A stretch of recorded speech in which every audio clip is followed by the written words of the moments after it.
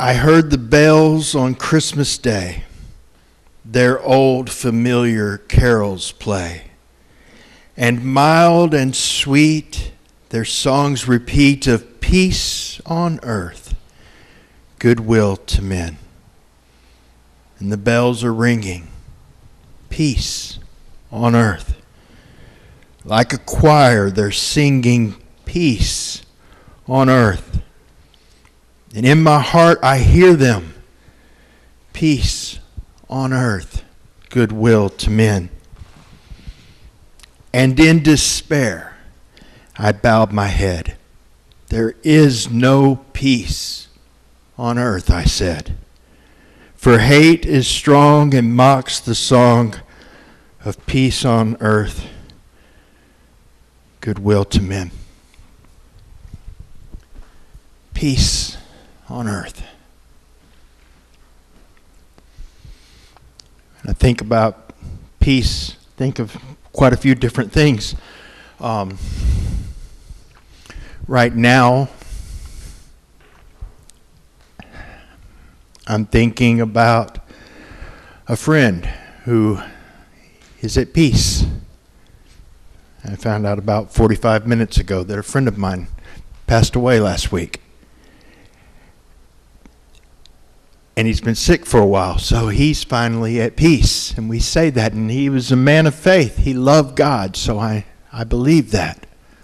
But then there's family, wife, children, grandchildren, brothers, sisters, who may not be feeling as much peace right now. When we start talking about peace on earth this time of year, we typically start thinking about a different kind of peace, an end to the bickering and the fighting and the hatred of each other. When I was kind of looking over some things, I saw something that said, usher in the spirit of Christmas by celebrating Advent. Because we're celebrating Advent. We just lit the second candle, the candle of peace. But why? Why are we doing it? Are we trying to usher in the spirit of Christmas? Spirit of Christmas is not going to help much. Might do a little bit, but it's not going to help much. Right now, the spirit of Christmas may be killing my friend's family.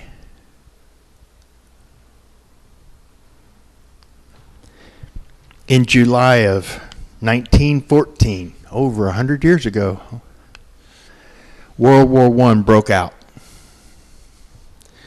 After 6 months of fighting in France, the Germans and the British had dug trenches, and they had trench warfare. And you had one group in one set of trenches and one group in another set of trenches, and they were just taking shots at each other across what they called no man's land, and it was one of the most horrible phases of war in modern history. And on Christmas Day, 1914, they stopped. Most historians say that it began as a simple exchange of, can we stop shooting each other just for a few minutes to get our dead off the field so that our fellow soldiers who have died in battle don't have to lay on the battlefield on Christmas Day. And it turned into a true ceasefire that spread across the front lines. They exchanged food, they exchanged presents, and they helped one another. They played soccer, they sang Christmas carols, and they celebrated Christmas together in the middle of war on the front lines. It's a good story. If it's told right, I know I didn't, but if it's told right, it'll give you goosebumps. It's an awesome story. about a moment of peace on earth. The spirit of Christmas. And the next day they were killing each other. They were taking sight at each other within 24 hours of this. It did nothing.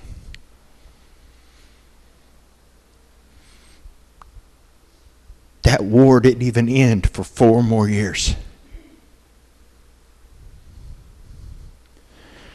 December of 1915, the next year they tried to duplicate it. And it didn't work. They couldn't get a truce to last long enough to come together to sing carols or exchange any gifts or even just stop shooting at each other for one day. Because by then, these men had been in the trenches for over a year and their hearts were too hard. They were too bitter. They were too wounded. They were too psychologically, emotionally, and physically scarred because of what had gone on during the war. They could not stop hating the enemy long enough.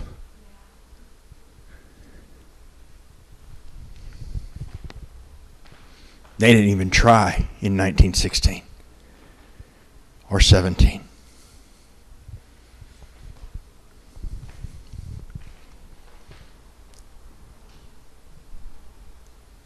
And I'm kind of using some terminology, because the truth of the matter is, if you get real technical, the spirit of Christmas is all about peace on earth, and it will save us, but not the way we use it, because the way we use the term the spirit of Christmas, it's a good thing. I love Christmas, but it's almost worshiping an event.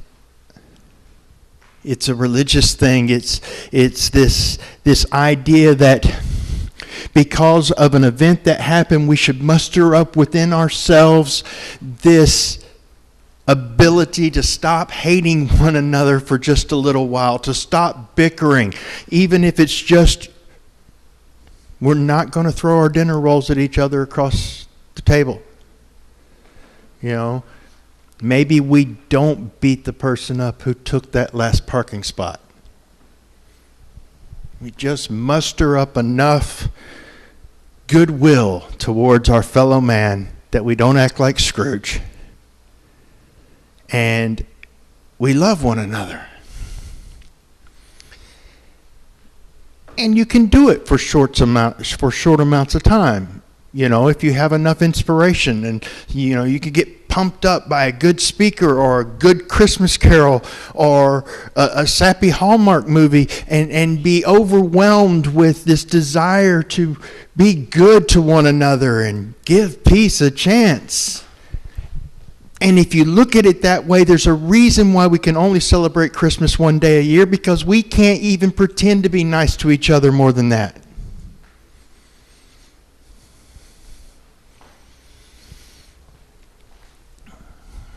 When the angel declared peace on earth, goodwill toward men, he didn't say make peace on earth. He didn't say figure out how to be good to one another. We can't. We can't be good to ourselves. We can't be good to our families. We can't be good to our friends. We surely can't be good to our enemies. Not all the time. Not perfectly. And we will never see total peace on this earth as long as humanity exists in its broken form.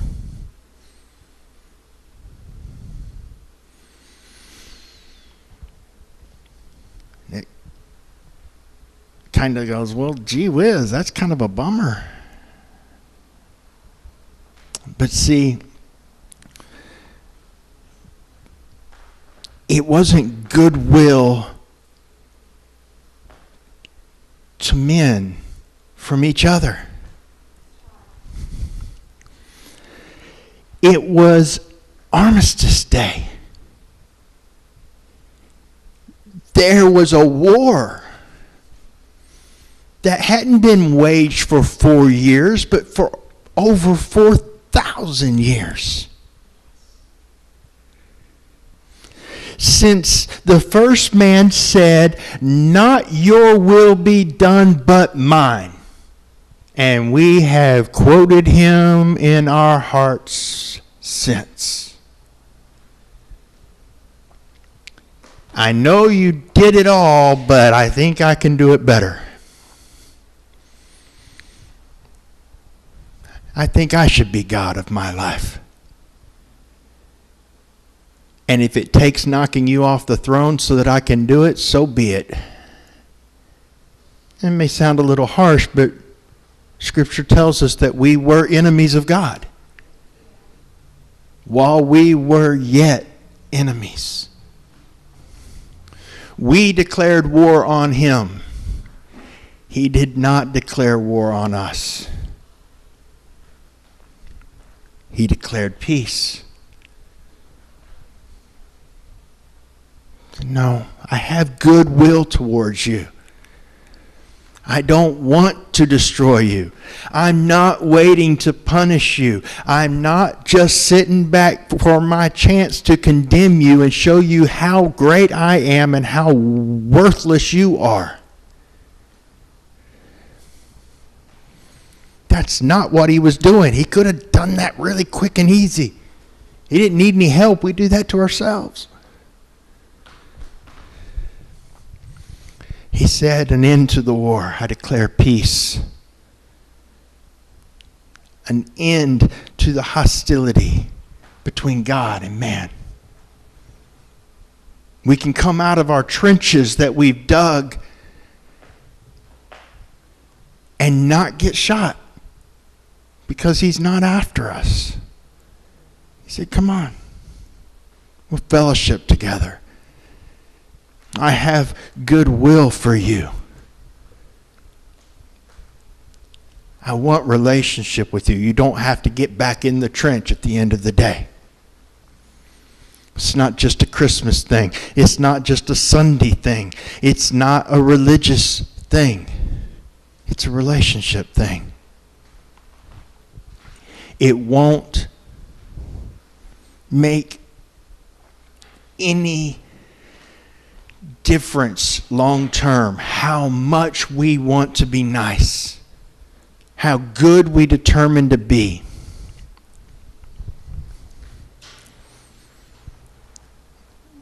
We can have a heart for people and love people to the best of our ability and want to help them and see their plight and advocate for them and for the right amount of money. Destroy them in a minute.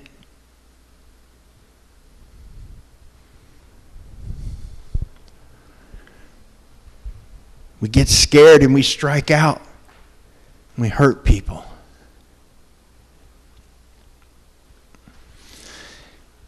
We cannot muster that up within ourselves in a way that will truly change us and will truly last. Because no matter how many people we meet that we're able to be kind to, there are just as many, if not more, that it's impossible to be kind to in our own strength. We need some grace. Because broken people do broken, messed up things, and they hurt people. And when you get hurt, you retaliate.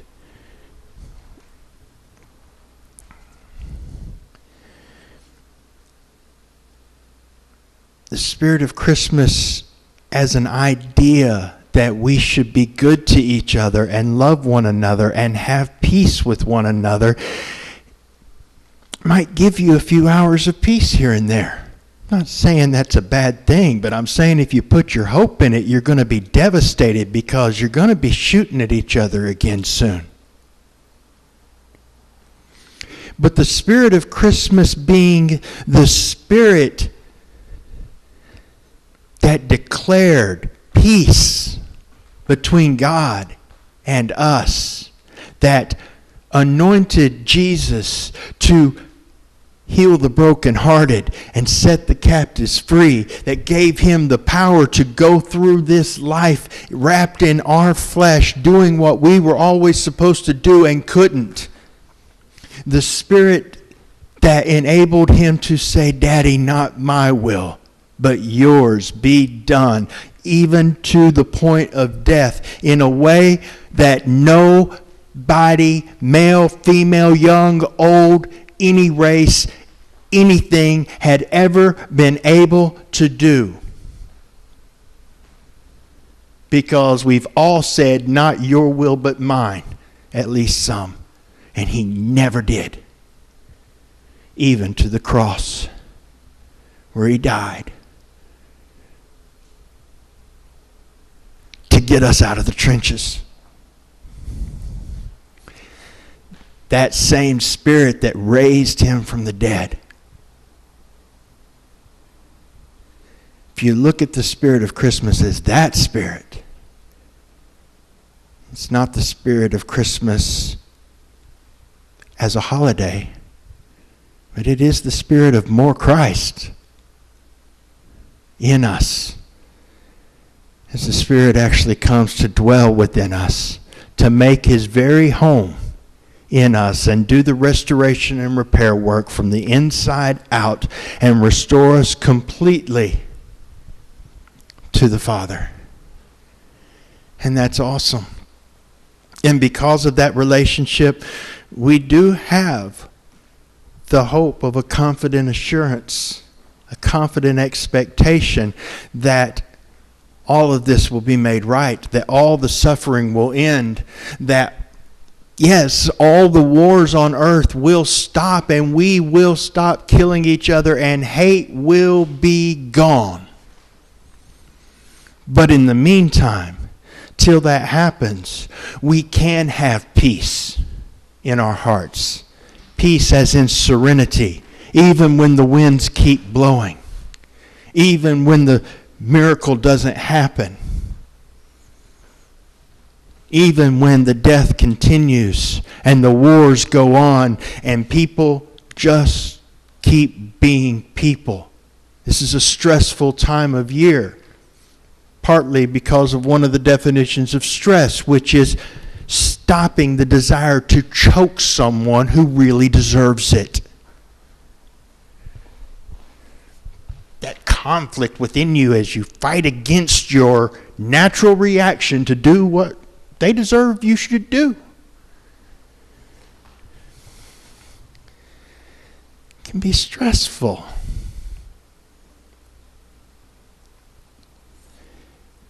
We can have peace with one another. Not because we choke down the desire, and not because we manufacture kindness, and not because we learn to look at the good in each other. Jesus did not come to see the good in you.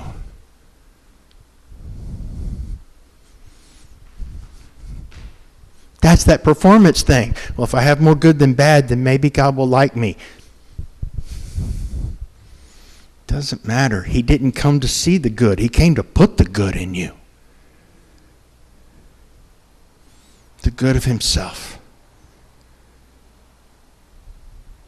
We can let that Spirit that loved us enough to come, that raised Jesus from the dead after taking him to the cross, that made peace with us while we were still enemies and weren't even asking for peace. We can let that Spirit change us so that we can see the glory of who he is and the wonder of his great love for us so richly and so deeply that no matter what is continuing to go on in the cursed world around us, we still have peace. We still have serenity. Not because we stop trying to change other people. There's some truth in that. That is, if you're trying to, If everybody would just do what I want them to do, everything would be good. And if you stop trying to do that, you'll have a little bit more peace. But even that's not going to last, because guess what? You can't even change you.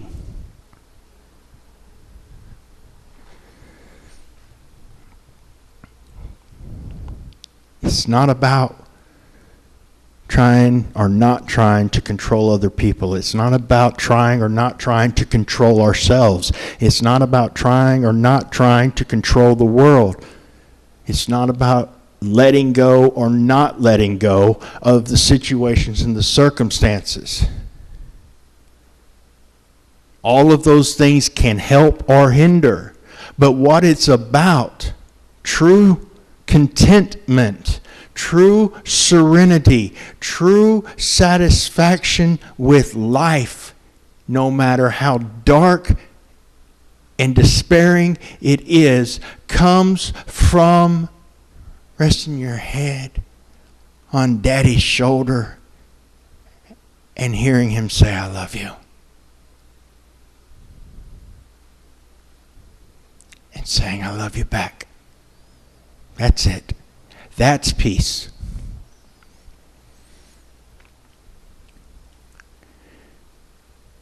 So I wish you all peace this Christmas season and in the upcoming year and in every day of every year to come, no matter how many you have. And may you always remember that that peace is that you don't have to fight God.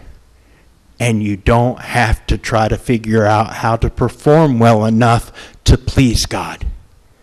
But that you can just rest in his love for you.